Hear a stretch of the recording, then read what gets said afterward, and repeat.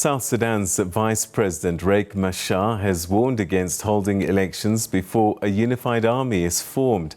Last month, however, President Salva Kiir announced that the elections would take place at the end of the transitional period in 2023. President Kiir and Mr. Machar formed a unity government in February last year to end conflict between their rival forces and agreed to form a unified army of 83,000 troops.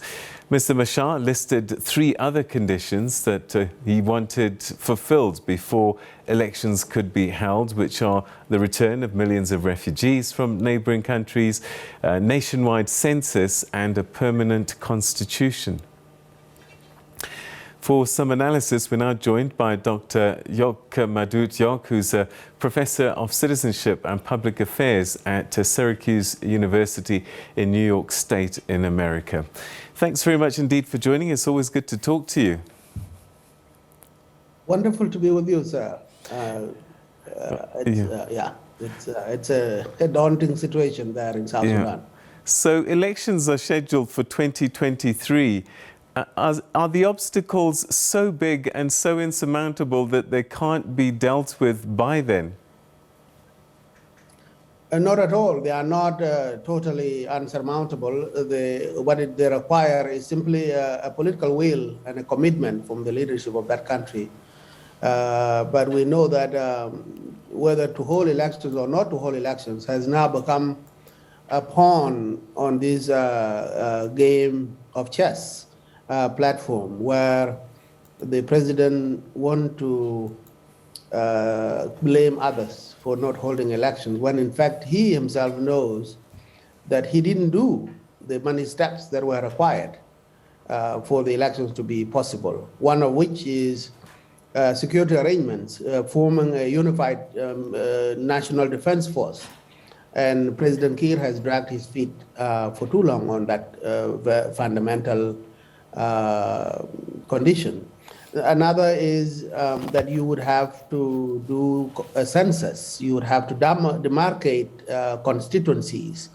You would have to have a constitution. And above all, you have to have the readiness financially and otherwise to hold elections come the end of 2022, early 2023. And on each of all those, President Kiir has come off totally unwilling and incapable of holding elections. But now he was saying... Why do you think he has been lethargic or negligent in fulfilling those steps? Well, I think he was cornered into signing an agreement with his arch enemy, the first vice president, Dr. Riek Machar, in 2018. And that agreement, which is called the Agreement on the Resolution of Conflict in South Sudan, ARCIS, was sponsored by Khartoum, by al-Bashir. And one of the cornerstones of that agreement would be for the two parties and many other smaller parties to get together and form a coalition government. And this coalition government called revitalized government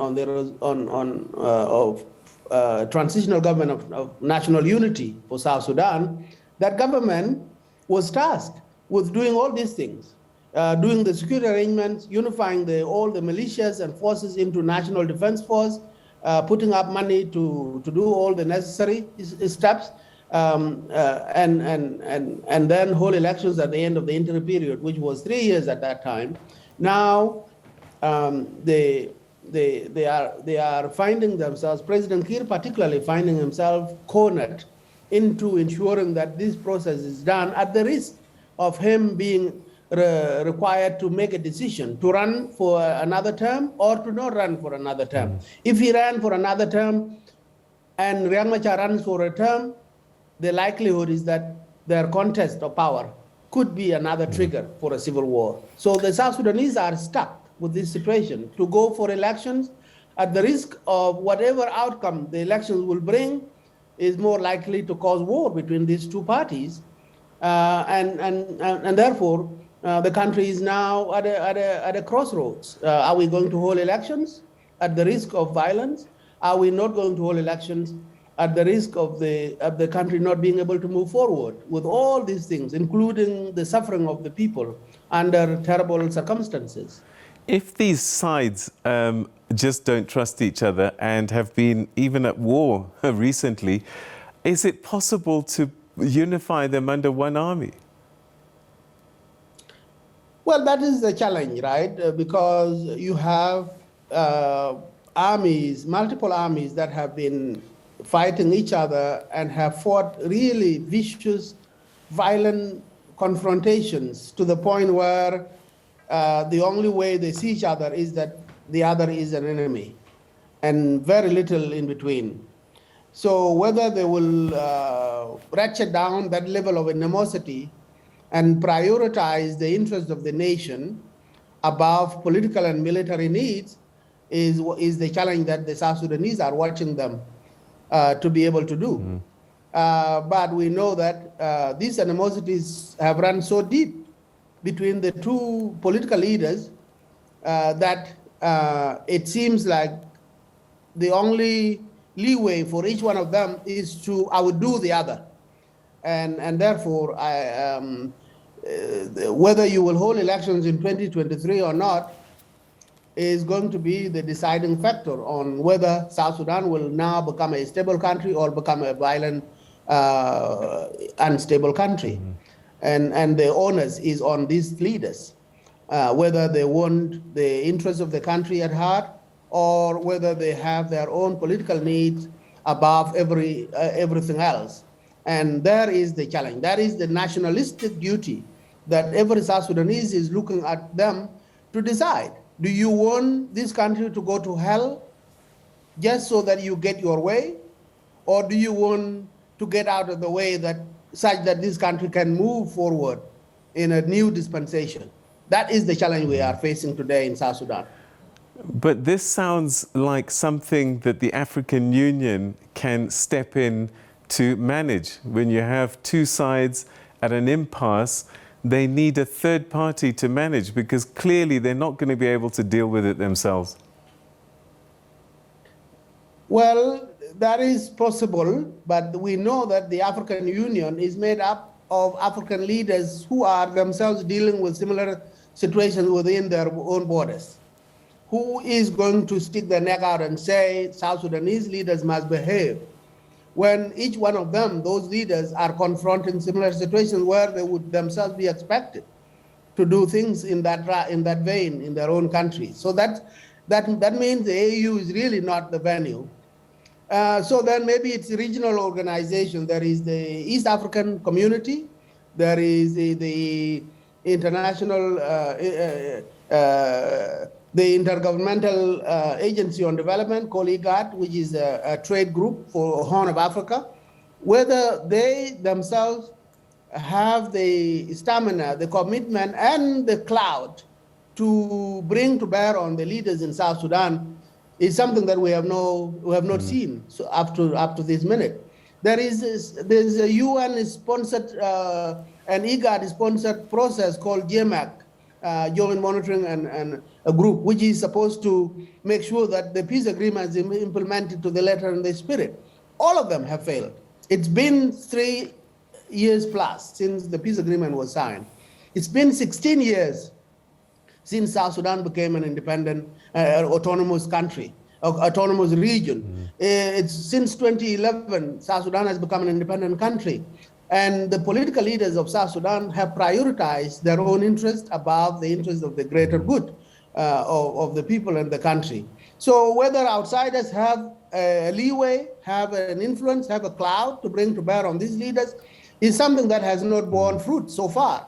So I want to say that it is the leaders of South Sudan themselves, people who have done so much to make possible the birth of this country through their revolutionary efforts, that in the end needs to dig deep into their own hearts and their own minds to make a decision about what matters. Is it their leadership roles and their positions, or is it the welfare of South Sudan? That decision is with them. The merging of the army, one can understand, is a pretty thorny issue, but having a census seems pretty straightforward. Drawing up a new constitution, again, seems like a pretty straightforward thing to do. Why would there be reluctance to get this process done? Let's talk about the census. Does Mr. Machar think that this census will work in his favor? No, I think everybody knows that a census is a good thing and it is a harmless thing. And nobody would lose by having the people of South Sudan counted properly. And on the basis of the proper counting, you would create constituencies. And these constituencies will then elect people to represent them in the people's house, in the people's parliament. That seems like a straightforward thing. The only issue is the correct implementation of the peace agreement. Some people think that it doesn't work for them very well, and that they would rather have the country remain in chaos so that they can thrive, because a country where there is order does not lend itself for them thriving. So it is not really the challenges of doing it. President Kiir might say, well, we don't have enough money. South Sudan is also under UN arms embargo, and we have no capacity to graduate a unified force when we cannot arm them. And we say, South Sudanese, ordinary people, civil society, political parties will say, we don't need arms to graduate a unified force. We don't need a lot of money to do a census. We don't need a lot of money to do a constitution. All we need is political will to do a census, count our people, demarcate constituencies, unify the army, and deploy that army on infrastructure projects such as road construction. They don't have to have guns for this. South Sudan is not fighting a war with any neighboring country.